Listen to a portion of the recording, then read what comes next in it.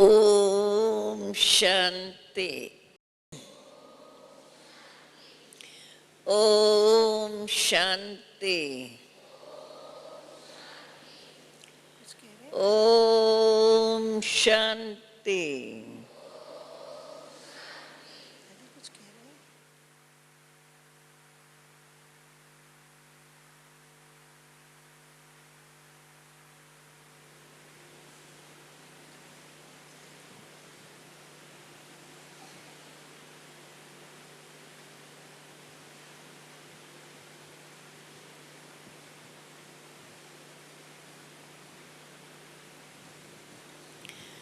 जब ओम शांति बोलते हो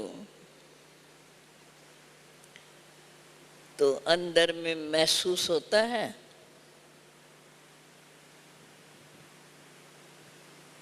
कि मैं अंदर से रूह बोला जाता है ना आत्मा को, तो मुख बोल रहा है पर अब बोलने वाली मैं आत्मा हूं, ऐसे अंदर महसूस होता है। ओम शांति। बाबा ने हमें ये ओम शब्द इसलिए सिखाया कि हमें वो स्मृति बनी रहे। तो जब हम ओम कहते हैं, अर्थ तो पता है ना, ओम का अर्थ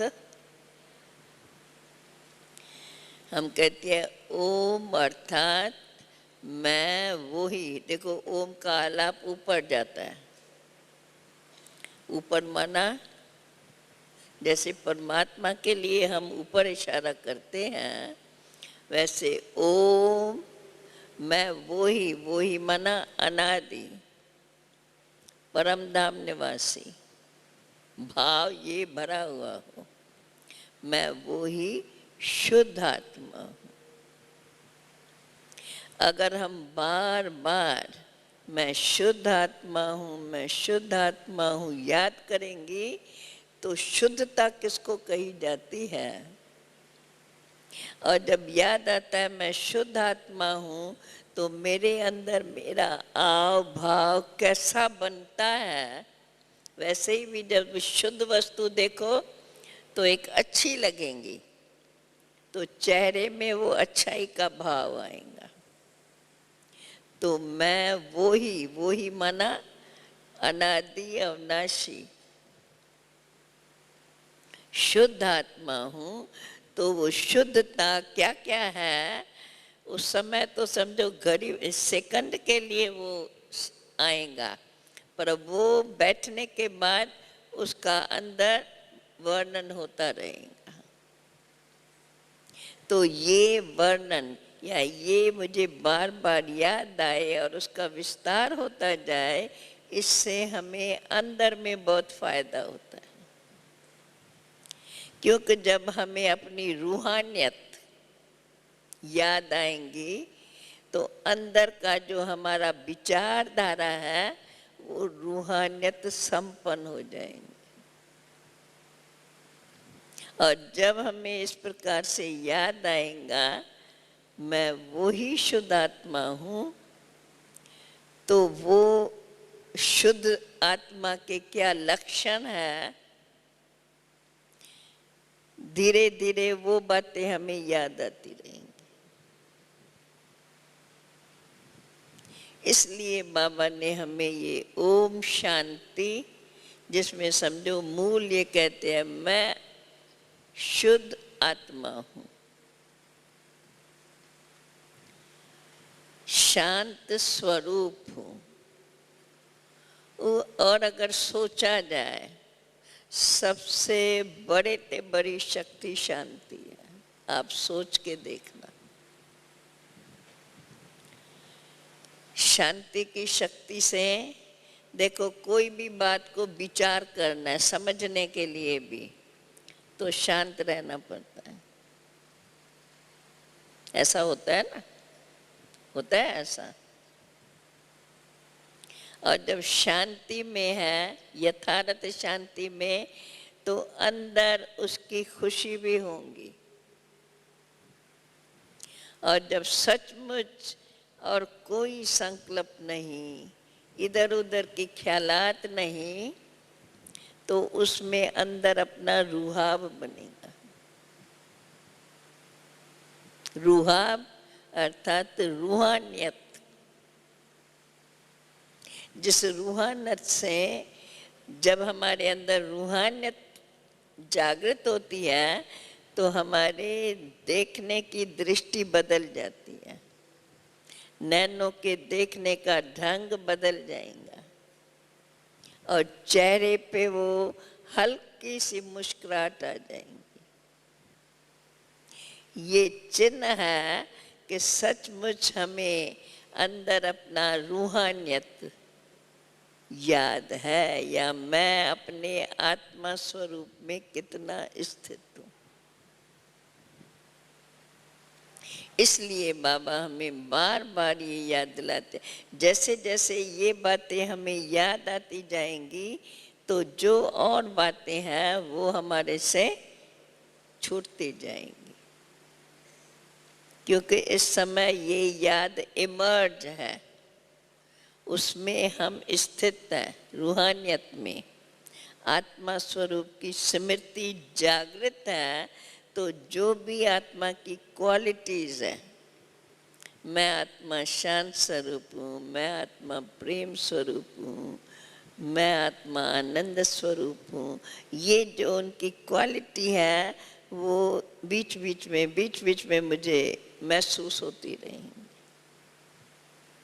इसलिए बाबा कहते हैं बार बार, शुरू में हम ये चलते फिरते अंदर में यही याद करते थे, क्योंकि हमारे पास और कोई ख्यालात नहीं, जो बाबा ने बताया वो ही अंदर सोचते रहेंगे। तो उससे क्या हो गया कि इसका अंदर विस्तार, क्योंकि बुद्धि में विचारधारा सोचने की तो है ना, तो जो भी हमने बोला या जो हमने सुना उसका अंदर विस्तार चलता रहेगा।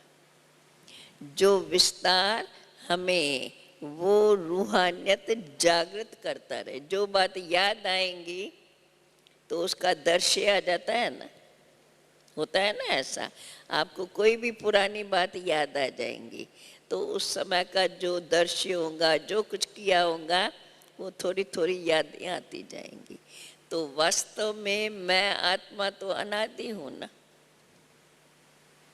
तो जब मैं याद करती हूँ मैं वो ही माना जो अनादि अविनाशी हूँ, मैं वो ही आत्मा अर्थात मैं वो पवित्र शुद्ध आत्मा हूँ, मैं वो ही आत्मा हूँ अर्थात मैं वो ही उस अपने परमात्मा पिता की संतान। अगर इसी प्रकार हम अपना परिचय स्वयं स्वयं को याद दिलाते रहें तो जो जो बात आपको याद आएंगी, मैं अजर अमर अविनाशी हूँ, मैं सारे ड्रामा के आदि मध्य अंत को जानने वाली हूँ, या फिर मैं ज्ञान स्वरूप, प्रेम स्वरूप, शांत स्वरूप, जैसे जैसे जो जो याद करते जाएंगे ना, उनका भाव अर्थ अंदर में इमर्ज होता जाएगा। तो जैसे बुद्धि और कहीं भी नहीं जाएंगी और उसमें ही लगी रहेंगी। इसलिए बाबा कहते हैं बार बार अंदर में ये तुम्हारा सोच चलता रहे। बाबा हमें क्यों इतना विस्तार बताते हैं, क्योंकि अनेक जन्मों का विस्तार, एक जीवन का भी कितना विस्तार है। समझो जितने बरस हम लोगों की आयु हो चुकी, इतनी आयु के अंदर कितना विस्तार हमारे अंदर भरा होगा। चाहे जिनों से मिले, जहाँ देखा, जहाँ कुछ किया, कितनी बातें याद करके करेंगे, तो जो जो प्रसंग याद आएगा उसकी सारी वो बातें हमारी स्मृति में आ जाएंगी। इसलिए बाबा हमें याद कराते हैं कि मैं कौन हूँ, मैं वो ही शुद्ध आत्मा हूँ, वो ही की दो अर्थ है, एक तो वो ही परमात्मा की संतान और दूसरा वो ही अजर अमर अविनाशी आत्मा। फिर है वो अविनाशी आत्मा का स्वरूप क्या? मैं सत्य चित्त आनंद स्वरूप। फिर आत्मा का रूप क्या है? शांत स्वरूप, प्रेम स्वरूप, आनंद स्वरूप, सुख स्वरूप। अगर इसी प्रकार हम याद करते हैं, वैसे कहते हैं ना चलते फिरते कैसे याद करेंगे, अब कोई मुश्किल बातें थोड़ी याद करते हैं, अपनी भूली हुई बात, तो ये थोड़ी थोड़ी बात वो तो हम चलते फिरते याद कर सकते हैं ना। शुरू शुरू में हम चलते फिरते खाते पीते हर समय, क्योंकि नए नए थे और ये ज्ञान भी नया, तो उसको ही हम बार बार याद करते रहते थे। अभी तो इतना विस्तार बताते हैं ना, पर शुरू में मैं आत्मा हूँ बस।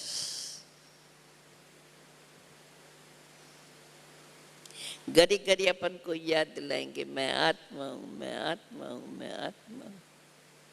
फिर जब कर्म कर चलते हैं, मैं आत्मा इस टांगों के द्वारा चलती हूँ, मैं आत्मा इन आँखों के द्वारा देखती हूँ, मैं आत्मा इन कानों के द्वारा सुनती हूँ। ऐसे हर कर्म इंद्री को आत्मा से संबंधित करते मैं आत्मा इनके द्वारा करा रही हूँ, मैं आत्मा इस शरीर को चलाने वाली, मैं आत्मा इस शरीर की मालिक।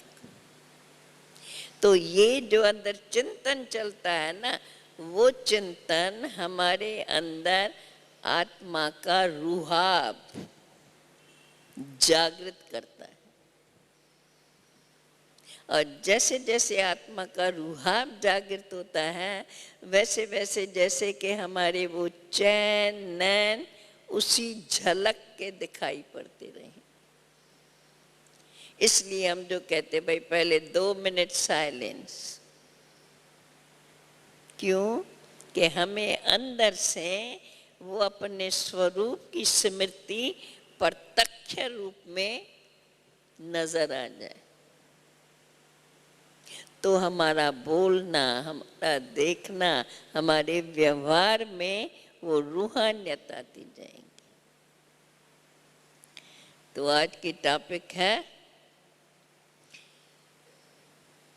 ईश्वरी पर्सनालिटी, रॉयल्टी और रूहानी पर्सनालिटी, ऐसे है ना। तो ईश्वरी रॉयल्टी अर्थात मैं ईश्वर का बच्चा, भगवान का बच्चा। तो भगवान की रॉयल्टी कैसे कहेंगे? भगवान जो सर्व आत्माओं का पिता है, बल्कि कहें सारे विश्व का रचता है। तो रचता में कितनी अपनी रॉयल्टी होती है? क्योंकि मालिक होता है ना, बड़ा हो गया ना, तो उसमें जो रॉयल्टी, वैसे अगर स्थूल में आए चलने की, बोलने की, देखने की, हर प्रकार की रॉयल्टी, माना ऐसे एकदम छोटी छोटी बातों में बोल देना, छोटी छोटी बातों में, समझो बचपन में होता है ना, अच्छा लगा तो खुश, बुरा लगा तो रुस जाएंगे, ऐसी ऐसी जो छोटी छोटी बातें होती है। तो रॉयल्टी में ये बातें नहीं आती हैं।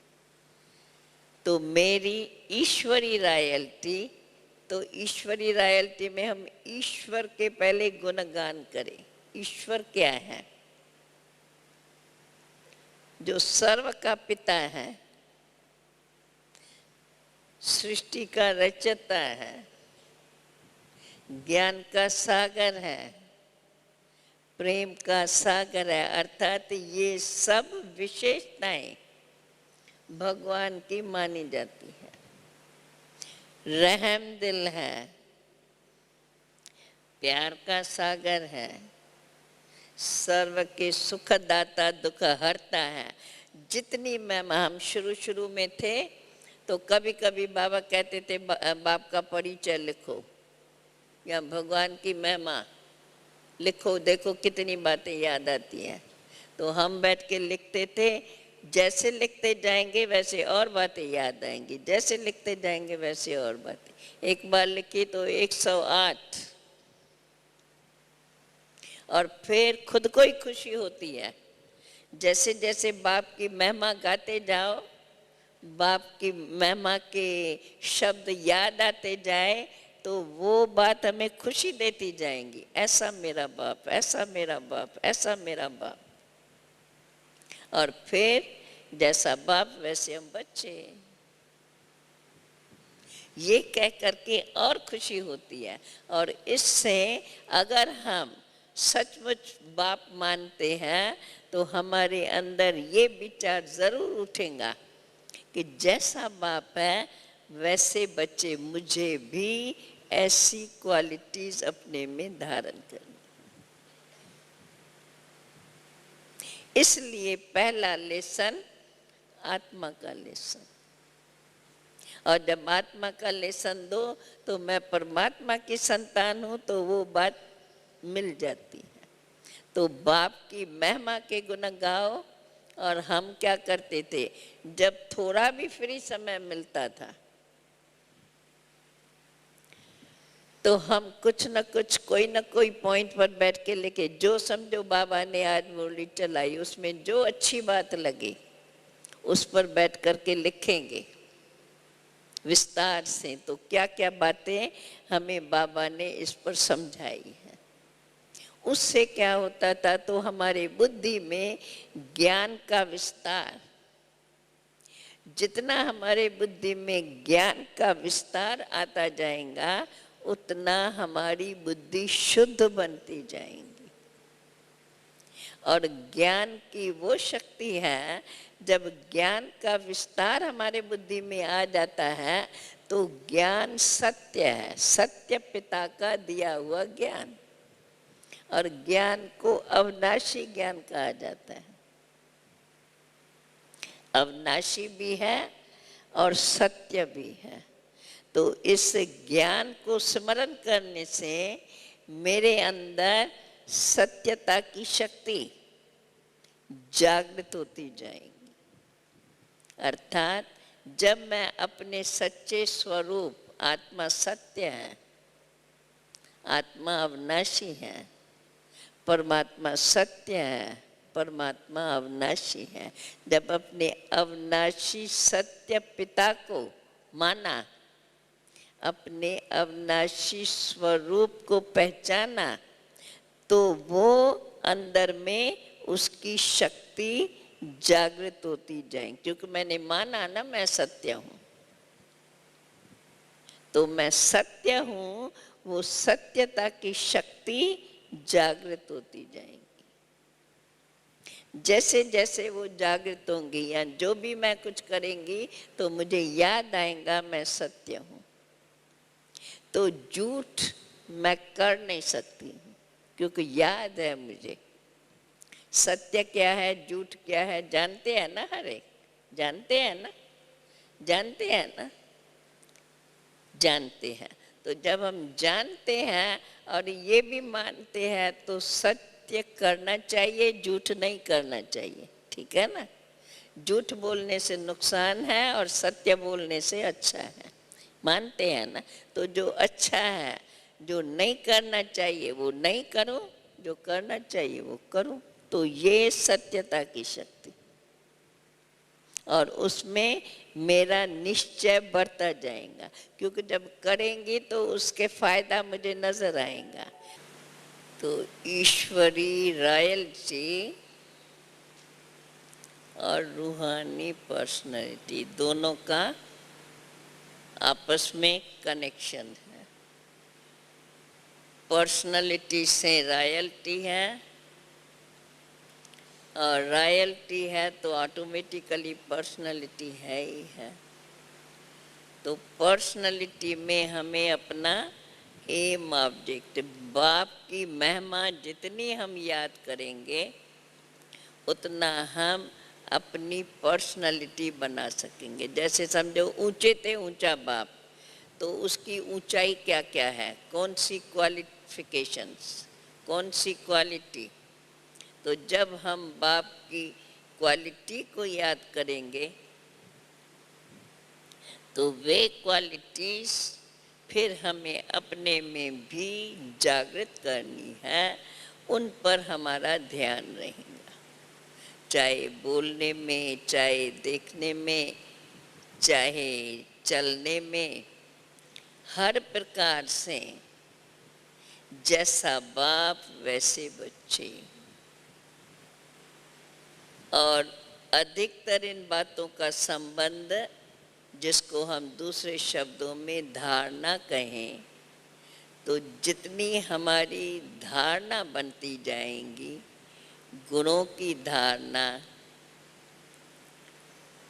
चाहे आपस में जो भी हमारा स्नेह बना हुआ है, हमारा स्नेह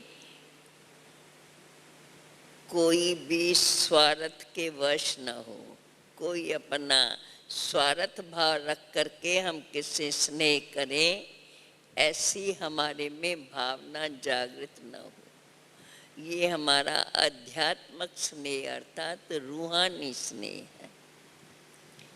रूहानियत संपन्न अर्थात आत्मा से संबंधित, आत्मा को रूह कहा जाता है।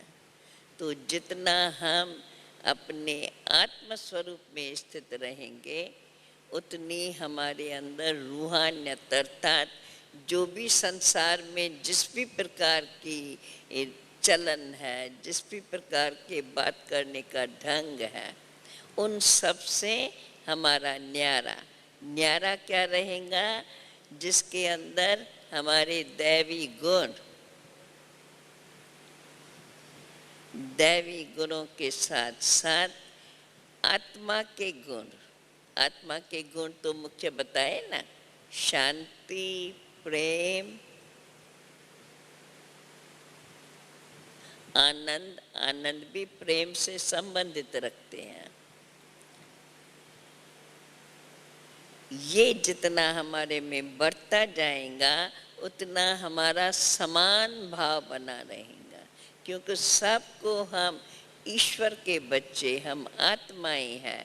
ये समान भाव, भले हर एक को अपने अपने स्टेटस के अनुसार हमें जानना है, लेकिन स्टेटस के अनुसार जान करके काम करना ये अलग बात है, परंतु उसमें अंदर की हमारी महसूसता, जैसे हम मानते हैं हम एक पिता की संतान हैं, तो जैसा बाप हमारे, जैसे लौकिक में भी जैसा अपना खानदान होता है, उस खानदान के अनुकूल हम अपने व्यवहार बनाते हैं, ऐसा होता है ना। इसी प्रकार से जो हमारे ये हमारा खानदान ईश्वर से संबंधित है, रूहानी है, उसके अनुसार हमारा आपस में व्यवहार, चाहे किसका कैसा भी काम है, चाहे किसकी कैसी भी चलन है, वो हुई उसके स्वभाव अनुसार अथवा उसके ड्यूटी अनुसार। पर मेरी दृष्टि में हम एक बाप के बच्चे हैं। वो रूहाब हमें अंदर में सदा जागृत रखना है। ये रूहाब अंदर में रहने से अपनी भी सेफ्टी है, अपने अंदर किसके प्रति भी बुरी भावना जागृत नहीं होंगी, या हम किसकी कोई बात देख करके या कोई ऐसी वस्तु देख करके उसके लिए मेरी इच्छा जागृत हो। जब हम ऐसी स्टेज में हैं तो हमें किस बात की भी इच्छा जागृत नहीं होगी। इच्छा रहेंगी जो बाबा हमें समझाते हैं, जैसा बाबा हमसे चाहते हैं, हमें वैसा करके दिखाना है। अंदर में अगर हमारी ये भावना है तो ये भावनाएं हमारे अंदर के विचार सदा शुद्ध रीति से ही चलते रहेंगे।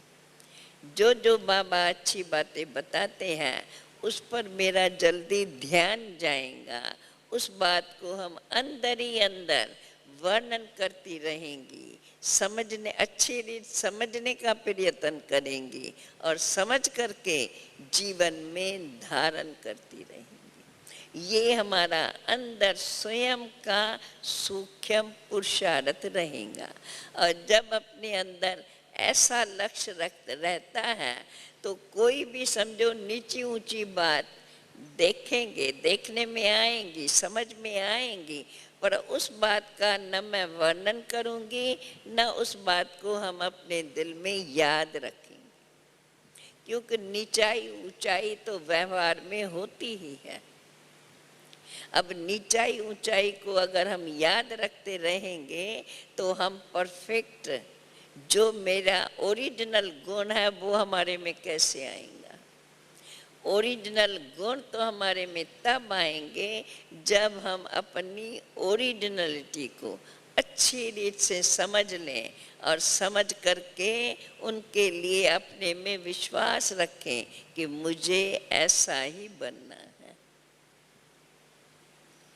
ये विश्वास देखो लौकिक में तो नेचुरल होता है ना, माँ बाप है, जो माँ बाप शिक्षा देते हैं वो नेचुरल, जो माँ बाप कहते हैं जैसे कहते हैं वैसे मुझे करना है, क्योंकि ये नेचुरल प्रथा बनी हुई है। तो हमारी नेचर क्या बन जाएंगी? ये नेचुरल, क्योंकि मैं परमात्मा की संतान हूँ तो वो हमारी नेचुरल प्रथा बने। क्यों कभी लौकिकता से हम निकल आए, जब हम बाबा के बने तो समझो शरीर के नाते से जन्म लिया, उस अनुसार हम उनसे अपनी तोड़ निभाएंगे। परंतु हम बाबा के बच्चे बने हैं तो हमारे गुणों की क्वालिटी, हमारे बोलने की क्वालिटी, हमारे व्यवहार की क्वालिटी बाप के शिक्षाओं संपन्न होनी चाहिए। ये अगर हम शुरू में अपना लक्ष्य बना देते हैं तो ऑटोमेटिकली हम उस लक्ष्य के अनुसार आगे बढ़ते जाएंगे। क्योंकि अभी तो सब बड़े हैं ना, एकदम छोटे बच्चे नहीं हैं। जब अभी हम समझदार हैं तो समझदार हमें अपने समझ में क्या रखना है, हम अभी भगवान के बच्चे हैं। भले भगवान को हम इन आँखों से नहीं देखते हैं, पर अभी मैंने, आत्मा ने अपने बाप को पहचाना है और हम मानते हैं बरोबर बाप गुप्त वेश में इस धरती पर आए हैं, जो हमें अपनी पूरी पहचान दे रहे हैं। तो बाप इतनी हाईएस्ट अथॉरिटी जिसकी पहचान और कोई दे ही नहीं सकता है, जब स्वयं अपनी पहचान देते हैं तब हम उसको समझ सकते हैं, पा सकते हैं। और उसमें हम कितने भाग्यशाली जो बाप स्वयं हमें अपनी पहचान दे करके हमें अपना बच्चा बनाया है। आप दिल में ये सोच के देखो, जब ये हम अंदर विश्वास से बोलते हैं तो अंदर में कितनी खुशी होती है। होती है खुशी? होती है? होती है? जब खुशी होती है तो देखो जो बात खुशी देती है वो कभी भूलती नहीं है अनुभव ऐसा? जो बात अच्छी लगेंगी वो हम बार बार याद करते रहेंगे। होता है ऐसा? होता है। तो इसी प्रकार से जो हमारा उस दुनिया में माना पहले जीवन में जो बातें जिस रीति नेचुरल है, अब हमें अपनी नेचर इस ईश्वरीय क्वालिटीज की बनानी है। तो नेचुरलिटी क्या होती है हम जानते हैं, नेचर कैसे हमारी बनती है वो भी जानते हैं, संग से, माँ बाप की शिक्षाओं से।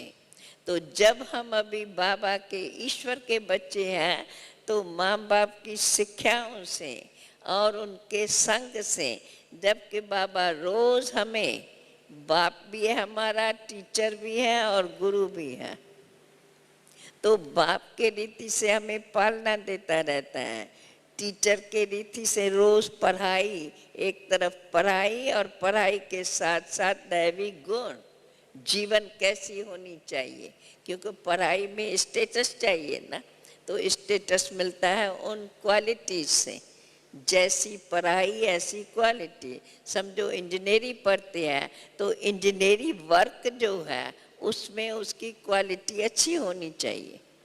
इसी प्रकार से हम भगवान के बच्चे हैं, तो जो भगवान हमें शिक्षाएं देते हैं हमारे अंदर वो डिवाइन क्वालिटीज, ईश्वरीय क्वालिटीज, ईश्वरीय क्वालिटी सबसे सहज और सबसे बड़ी कौन सी?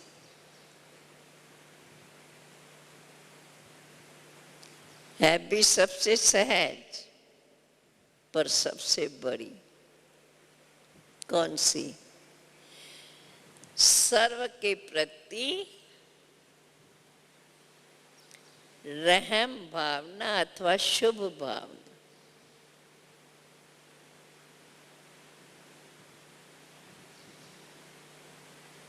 भगवान की सबसे बड़ी बात कि उनके दया के पात्र हम बने, ऐसे कहते हैं ना, कुछ भी बात होंगी ईश्वर के कृपा के पात्र बने। और बाप का गायन है, दुख हरता सुख करता, सर्व के प्रति रहम भाव। बाबा भी नहीं कहते हैं मुझे इन्हों को दुखी देख करके बड़ा तरस पड़ता है।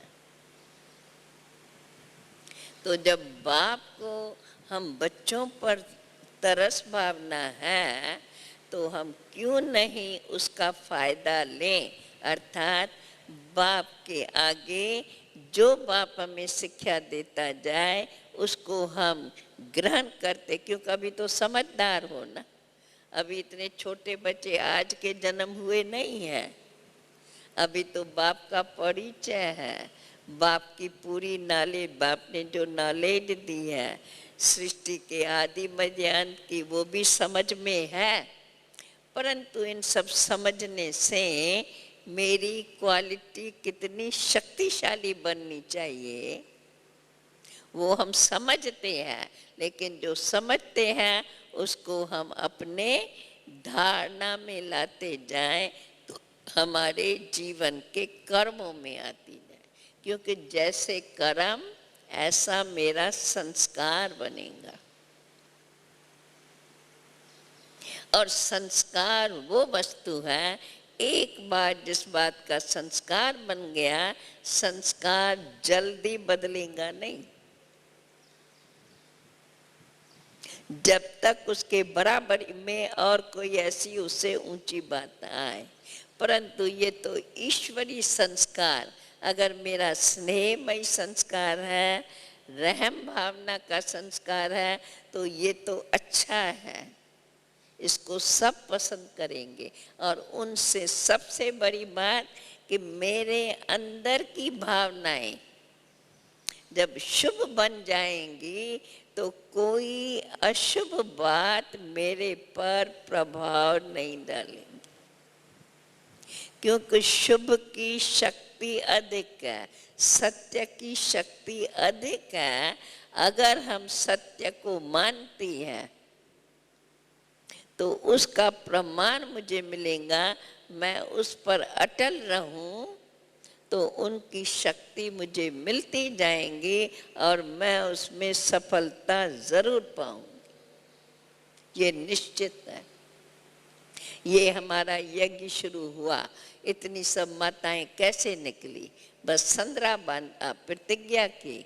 भगवान ने कहा है हमें जीवन में पवित्रता को धारण करना है, और इससे हमारी सर्व कर्म इंद्रियां शुद्ध, माना उनसे दोष भावना, द्वैत भावनाएं निकल जाती है। जानते हैं, समझो जो जैसा है हम जानते हैं, पर जानते हुए भी हम उसके स्वभाव के अनुकूल नहीं चलेंगे, क्योंकि ईश्वरीय स्वभाव, सरल स्वभाव, स्नेहमयी स्वभाव, तो आप देखेंगी स्नेह भी बहुत बड़ी शक्ति है। और ईश्वरीय स्नेह, समान भाव का स्नेह, शुभ भावना संपन्न स्नेह, वो ऑटोमेटिकली अपना काम करता है।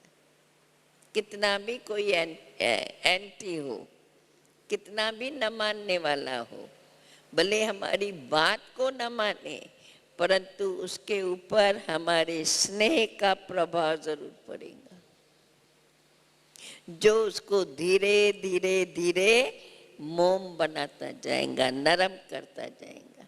अगर मेरा ऐसा ही व्यवहार चला आया तो, अगर मैंने फिर उसके स्वभाव को देख के अपन को बदल दिया तो फिर बदल जाएंगे। तो इसमें अपने में एक दृढ़ता की शक्ति,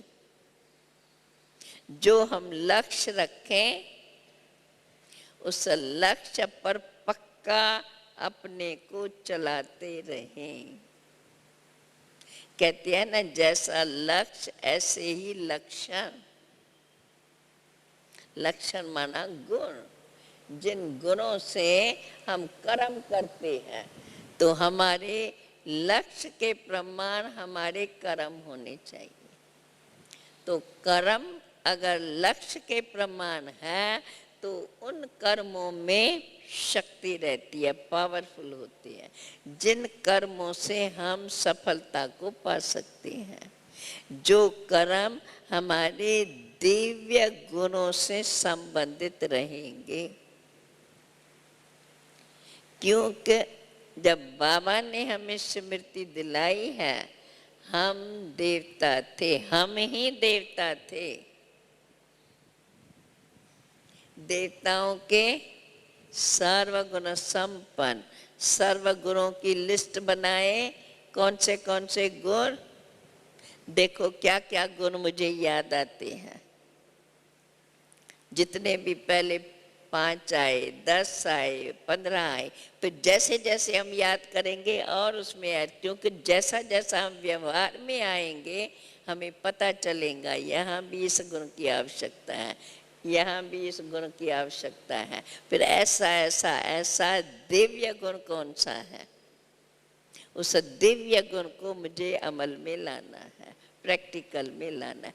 ये हमारे अंदर का एक चिंतन, चिंतन से पहले हमारा लक्ष्य, हमें दैवी गुण संपन्न बनना है। बाबा ने स्मृति दिलाई है, हम आत्मा ही देवता थी, स्वरूप में देवता। सृष्टि पर पाठ मैंने देवता का बजाया पहले पहले। तो सर्व मनुष्य आत्माओं में श्रेष्ठ देवताएं, जिनका गायन सर्वगुण संपन्न, 16 कला संपूर्ण, संपूर्ण निर्विकारी, मर्यादा पुरुषोत्तम, अहिंसा परमो धर्म वाले। अब फिर इस एक एक क्वालिटी को, सर्वगुण संपन्न, कौन से गुण, फिर कभी भी हमको चलते फिरते भी सर्वगुण कौन से हैं। फिर हम अपने अंदर गुणों का वर्णन करें, कौन से गुण मुझे याद आते हैं। दैवी गुणों में विशेष विशेष कौन से गुण। फिर चलो पहले थोड़े गुण याद आएंगे, फिर दूसरा बार सोचेंगी ये तो पहले मुझे आ गया, अभी और कौन से, चलते फिरते देखते इसमें तो ये तो अच्छा ही नहीं है, ये तो इसको तो अवगुण कहेंगे, तो इसका गुण कौन सा?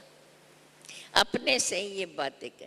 जैसे देखो पढ़ाई करते हैं तो चिंतन करते हैं ना, उस पर पक्का करते हैं ना। तो अभी तो समय के अनुसार सारी पढ़ाई आपने पढ़ ली है, हमने तो शुरू में सारी पढ़ाई नहीं पढ़ी। शुरू में एक ही लेसन आत्मा का, उसका भी जो अभी मैं विस्तार बताती हूँ, ये भी शुरू में इतना विस्तार नहीं था। परंतु आत्मा परमात्मा ये समझने के बाद ऑटोमेटिकली, क्योंकि एकदम छोटे बच्चे तो नहीं ना, चलते फिरते सब कुछ करते तो है ना माँ बाप के साथ, तो इसीलिए फिर उस बात को जैसा जैसा हम पक्का करते गए, एक बात को पक्का किया तो दूसरी आ गई, दूसरे को पक्का किया तो तीसरी आ गई, और बाबा की मुरली सुनते जाओ, मुरली में कोई ना कोई बात मिल जाती है। केवल हमारा उसमें ध्यान, अटेंशन बना रहे है, सारी बात अपने अटेंशन की। तो दैवी गुण महिमा करती है, सर्वगुण संपन्न। अभी लिस्ट बनाए सर्वगुणों में कौन से गुण आएंगे। गुण अवगुण के बेटे जो भी याद आवे, समझो क्रोध को अवगुण कहा जाता है, क्रोध के बेट में गुण कौन सा कहेंगे? क्रोध के बेट में कौन सा गुण कहेंगे? प्रेम और शांति। तो ऐसे अगर मोटे रूप में काम, क्रोध, लोभ, मोह, अहंकार, अभी उनके भेंट में हम गुण निकालें, सर्वगुण संपन्न है ना, 36 गुणों की माला बनी हुई है हमारी। और ऐसे दुनिया में कहते हैं लक्ष्मी के, नारी के 36 गुण होते हैं, नर के लिए 32 गुण बोलते हैं और नारी के लिए 36 गुण कहते हैं। और अगर आप सोचो, अब कई पढ़ी लिखी बहनें भी हैं दुनिया में, तो रहे हैं, इतने बड़े हो चुके हैं, तो अगर आप अपने से भी विचार करो ना तो लिस्ट बना सकते हैं। और ये विचार हम चलते फिरते कर सकते हैं।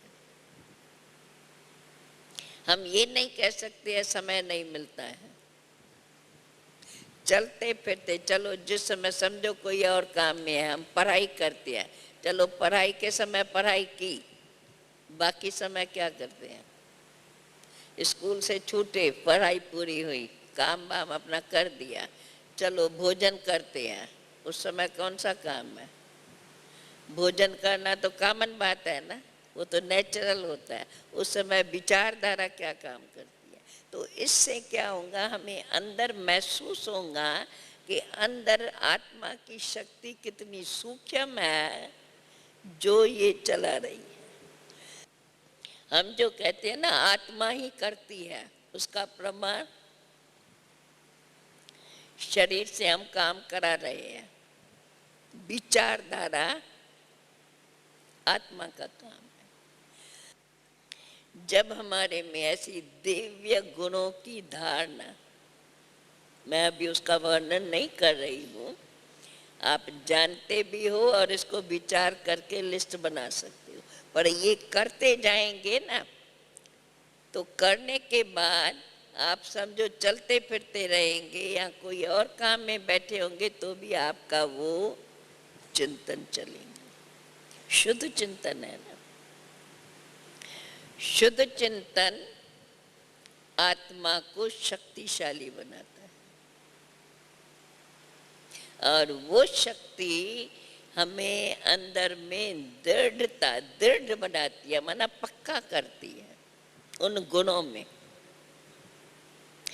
जैसे जैसे वे गुण हमारे में बढ़ते जाएंगे, वैसे वैसे हमारी रूहानियत और रॉयल्टी कर्मों में आती जाएंगी। रूहानियत भी कर्मों में, अर्थात दृष्टि से, वो दृष्टि हमारी नम्र रहेंगी, दृष्टि से निर्माणता नजर आएंगी और स्नेह। रूहानी दृष्टि में स्नेह और निम्रता। किससे भी मिलेंगे तो स्नेह से मिलेंगे, जिस स्नेह के अंदर और कोई भाव नहीं, बस आत्मक स्नेह, और कोई संकल्प नहीं, इससे कुछ कराना है या इसको कुछ कहना है, कोई स्वार्थ भाव नहीं। जैसे जैसे हमारी ये स्थिति बनती जाएंगी, वैसे वैसे हम देखेंगे हमें आत्मा भान पक्का याद रहेगा, और जिससे भी मिलेंगे तो आत्मा और परमात्मा दोनों हमें याद आते रहेंगे। याद तो कितनी सहज भी है और क्विक है, बड़ी तेज रफ्तार है। विचार की रफ्तार कितनी, संकल्प कितना तेज गति से चलता है ना। संकल्प बैठे बैठे ख्याल भी नहीं होगा, कहीं पुरानी पुरानी बात याद आ जाए। तो ये आत्मा इतनी शक्तिशाली है, जो उसकी चेतनता कैसा कैसा काम तेजी से करती है। ये सब इंस्ट्रूमेंट बनते हैं, वो भले रूह को नहीं मानते हैं, परंतु है वो शक्ति तो काम कराती है।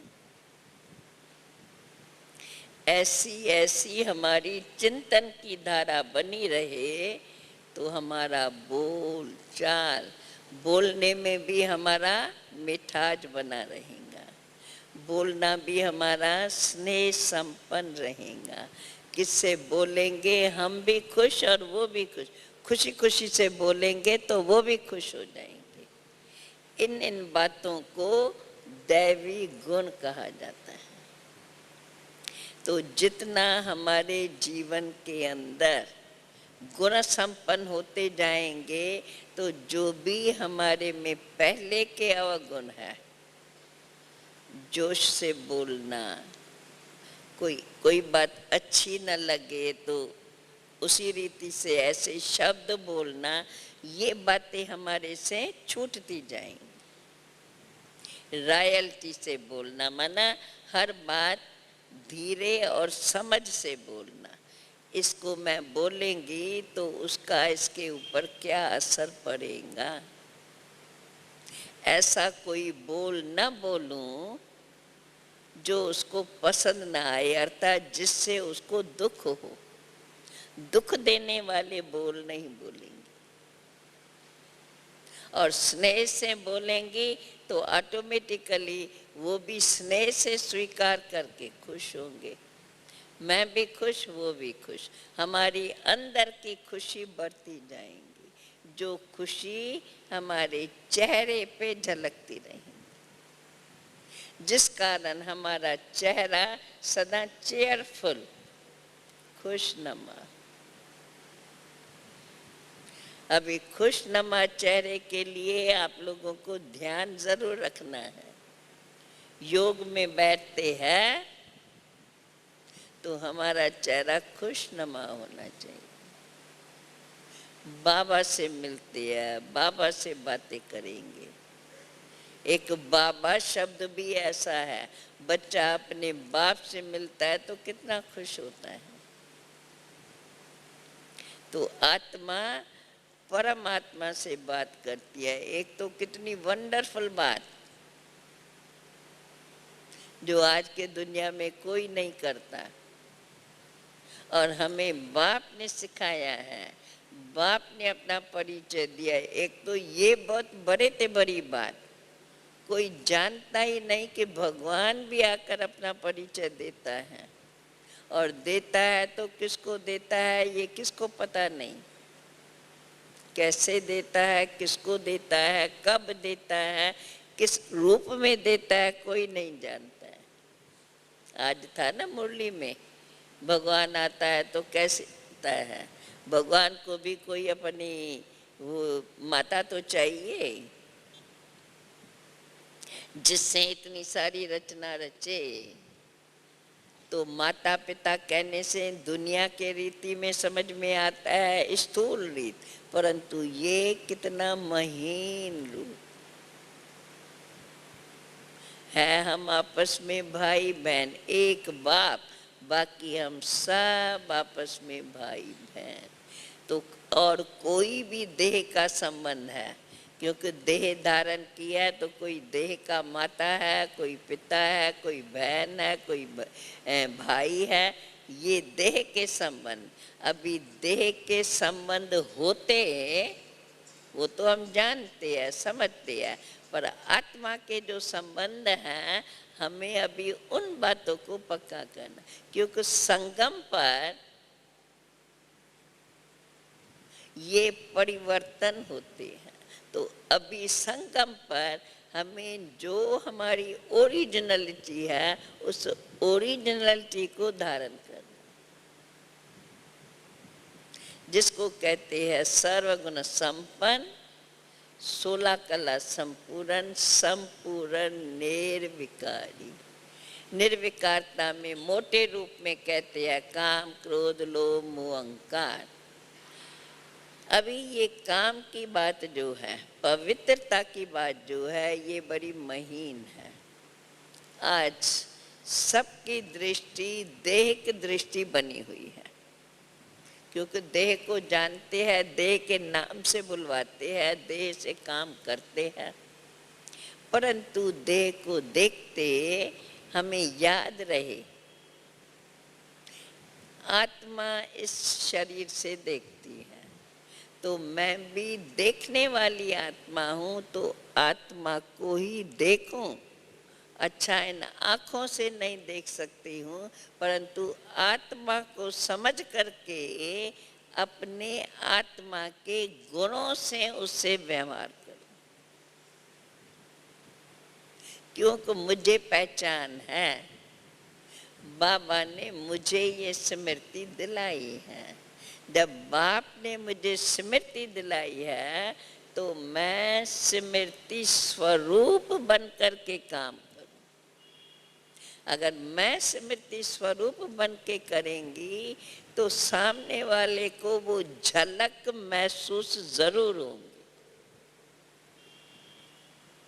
और मेरा काम यही है, जब भगवान ने मुझे अपनी शक्ति दी है तो उस शक्ति को काम में लाना और उनको भी बाप का इस शक्ति के द्वारा परिचय देना।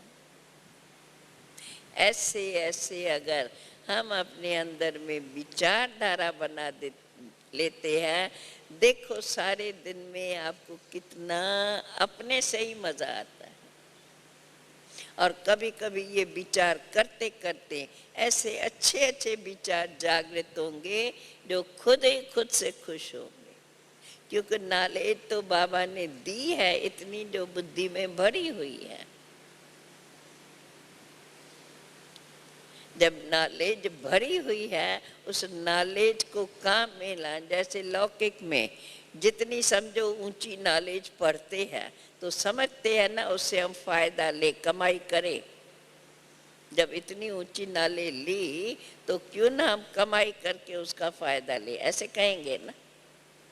तो जब बाबा हमें इतनी ऊंची नॉलेज दे रहे हैं जिससे हमें 21 जन्मों की कमाई, घर बैठे सब कुछ साधन, कोई बात की कमी नहीं, सर्व प्राप्ति संपन्न, जीवन के दैवी गुण भी भरपूर, और शरीर के लिए जो कुछ चाहिए वो भी भरपूर, संपत्तिवान भी और गुणवान भी, दैवी गुणवान। ये विचार ही हमें कितना खुशी देता है, देता है खुशी। ऐसा सोचो तो विचार ये खुशी देगा ना। जब विचार मुझे खुशी देता है तो जब मैं अपने जीवन के कर्मों में लाएंगी तो मैं कितनी खुश रहेंगी, और वो खुशी दूसरों को भी मिलेंगी, क्योंकि मुझे देख करके जैसे कर्म मैं करूँगी मुझे देख के और करेंगे। ऐसे ऐसे हम अपने अंदर की विचारधारा बना दें, देखें फिर हम कभी भी अपनी बात से यानी अपनी इन दिव्यता से हटेंगे नहीं। और वो दिव्यता अंदर ही अंदर मुझ आत्मा को शक्तिशाली बनाती जाएंगी। फिर बाबा जो कहते हैं निराकारी, निर्विकारी और निरहंकारी, इसी एज में सूक्ष्म अहम भाव देह का जरूर रहता है, जिस कारण अहंकार, क्रोध, इच्छाएं ये सब बनी रहती है। भले कहेंगे मेरी भावना तो ये है ना मैं कुछ आगे बढ़ूं, परंतु आगे बढ़ने ईश्वरी परिवार के अंदर आगे बढ़ने की विधि, जितना हमारे अंदर ईश्वरी भावनाएं, शुभ भावनाएं, सुख देने की भावनाएं, दूसरे को आगे बढ़ाने की भावना अर्थात दूसरे के लिए कल्याण की भावनाएं, जितनी हमारे अंदर इस जीवन में ये भावनाएं होंगी उतना मैं ऑटोमेटिकली आगे बढ़ती जाऊं। ये करके देखो, हम लोगों ने तो जीवन ऐसे ही चलाई है, शुरू से लेकर कभी ये नहीं कि मुझे ये मर्तबा मिले, मुझे ये ड्यूटी मिले तो मैं ये करूंगी, जो भी मिले जैसी भी सेवा हो। सुना है ना हमारी शुरू की हिस्ट्रिया,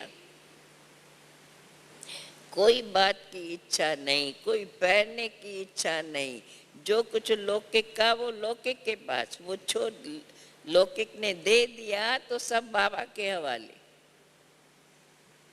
हम वो स्वीकार नहीं करेंगे, हम वो यूज नहीं करेंगे। हमें तो अभी ईश्वर के बने हैं, ईश्वर का ही खाना है, पीना है, उनके साथ रहना है और ऐसे ही बनना है। तो जब इस प्रकार हमने अपना लक्ष्य पक्का रखा तो आगे बढ़ते गए, धारणा हमारे लिए बड़ी सहज रही। आज की दुनिया में ये पवित्रता का लक्ष्य, प्यूरिटी, आंखें बड़ी धोखा देने वाली है। देखो बैठे रहते हैं, इधर से कोई जाएगा, इधर आंखें सब की उधर जाएंगी, कहाँ जा रहे हैं, किस तरह जाते हैं, क्या करते हैं, वहां तक देखते रहेंगे। ये नहीं सोचेंगे हम बैठे कहाँ हैं, किस लिए बैठे हैं। योग में बैठे होंगे तो भी ऐसे दृष्टि काम करेंगे। ये कर्म इंद्रियों पर कंट्रोल, स्थिर स्थिर है तो अडोल है, अचल है। स्थिरता नहीं है तो अडोल चित्त नहीं रहेंगे। चित्त में भी चितवना, कुछ न कुछ ख्यालात चलती रहेंगी। उधर देखेंगे तो सूक्ष्म सूक्ष्म बड़े हल्के रूप में कुछ न कुछ उसके प्रति विचार, कहाँ जा रहे हैं, क्यों आए हैं, थोड़ा थोड़ा थोड़ा, मोटे रूप से नहीं, इसलिए ध्यान नहीं जाएगा, पर ये चलता है। मैं आत्मा अति सूक्ष्म हूँ, मैं अपने सूक्ष्म संकल्प को जान सकती, पहचान सकती और परिवर्तन कर सकती, ये अपना लक्ष्य। तो ऐसे अपने में दैवी गुणों की धारणा, जो कुछ देखें बुद्धि तो समझ जाती है ये अभी के काम के है या नहीं। मेरी बाबा की शिक्षा के अनुसार अभी हमें ये चीज़ें काम की है या नहीं, हम समझ सकते हैं, इतनी बुद्धि है।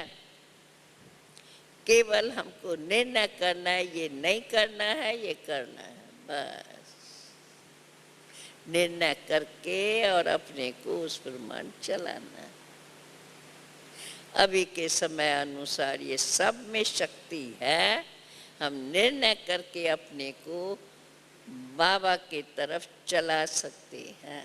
फिर उसके लिए संग चाहिए, उसके लिए हमारी दिनचर्या भी ऐसी चाहिए। भले हम वो भी करें जो ज़रूरी है, पर साथ साथ उसके कंपैरिजन में ये भी साथ हो। जैसे आत्मा तो सदा है ना, शरीर भी उनके साथ सदा है, शरीर से भी काम कराती है और अंदर जानती है, समझती है, राइट रॉन्ग को समझ करके जो राइट है वो मुझे करना है और करते चले तो राइट के एक्शन से हमारी सत्यता की शक्ति, दिव्य शक्ति बढ़ती जाएंगी और वो दिव्यता, दैवी गुण हमारे अंदर इमर्ज होती जाए। जैसे कहा जाता है जैसा बीज झाड़ में ऐसा ही फल आएगा। तो फल पहले नहीं आता है, पहले तो उसका विस्तार, डाढ़ियाँ बढ़ती जाएंगी, फिर फल निकलता है। पर पता है बीज कौन सा है, आखिर फल तो यही आना है। तो बाबा ने बताया हमारा बीज कौन सा है, कौन सा है हमारा बीज? हम आदि सनातन सत्य धर्म के हैं, आदि सनातन देवी देवता धर्म की आत्माएं हैं।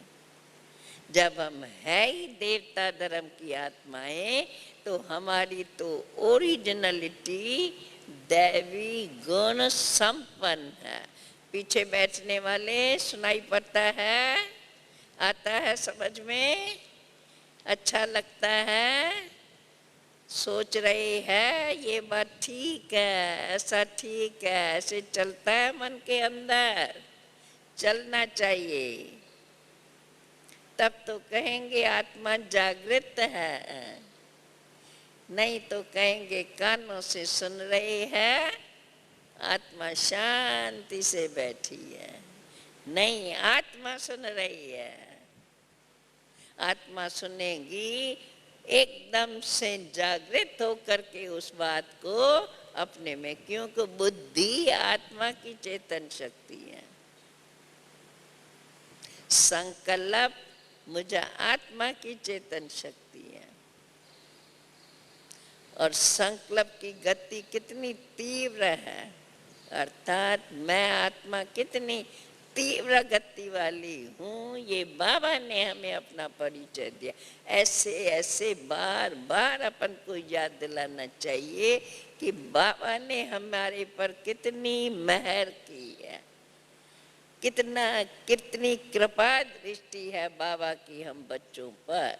अगर इसी प्रकार हम करते रहेंगे तो जो हमारी पुरानी आदतें हैं, हम पुरानी आदतों से घबराए नहीं, सिर्फ निश्चित करें अभी वो तो पुरानी है ना, पुराना पाठ तो हमने बजा के अभी पूरा किया है, अभी तो हमारा नया पाठ जो आदि में हमारा पाठ था, अभी तो बाबा हमारे से फिर आदि काल का पाठ प्ले कराना चाहता है। तो अभी तो मुझे नए उसी पाठ की तैयारी करनी। ऐसे ऐसे हम अपने को बोले तो देखो एक तरफ खुशी होंगी और दूसरे तरफ इन बातों को धारण करने के लिए अंदर में उमंग और दृढ़ता जागृत होती जाएगी। और अगर उसी के कारण हम करते चले तो जितना हम अपनाते जाएंगे दैवी गुणों को, जितना हम पवित्रता की शक्ति को मानते जाएंगे और ऐसी कोई भी बात सामने आए, समझो कोई ऐसा आता है, कुमारियों के आगे तो कहेंगे समझो कोई भाई आता है, बड़ा प्रेम से आके बात करता है, भले बात ज्ञान के रीति से कुछ पूछेगा करेगा, पर करने का ढंग, अगर मैं शक्तिशाली हूँ, ज्ञान मेरे बुद्धि में उस समय याद है, तो मैं परख लूंगी और उससे उसी के रूप से मैं बात नहीं करेंगी। सुन लिया, उसको समझ लिया और थोड़े में उस बात को पूरा कर लिया और चली जाऊंगी। आज के ज़माने में इस बात की हमें बड़ी सावधानी रखनी है, क्योंकि ये स्त्री चोला बड़ा आकर्षण वाला है और वो दिल की बड़ी साफ होती। साफ माना उनों के अंदर जास्ती झूठ पाप नहीं। आजकल तो वो भी कम नहीं है क्योंकि वो भी आजकल की पढ़ाई करके आगे बढ़ती है बरोबरी में। फिर भी तो हम अपने अनादि आदि स्वरूप की स्मृति से अपनी शक्ति को याद करते हुए अपने जीवन के कर्मों को ऐसे ध्यान से करते रहें। दैवी गुण संपन्न जहाँ देखें कोई भी ऐसी बात है, हम स्वयं उससे किनारा करें। थोड़ा भी उसमें साथ देना माना कुएं के तरफ जाना। और अगर थोड़ी भी अंगुली खिसक गई पाँव की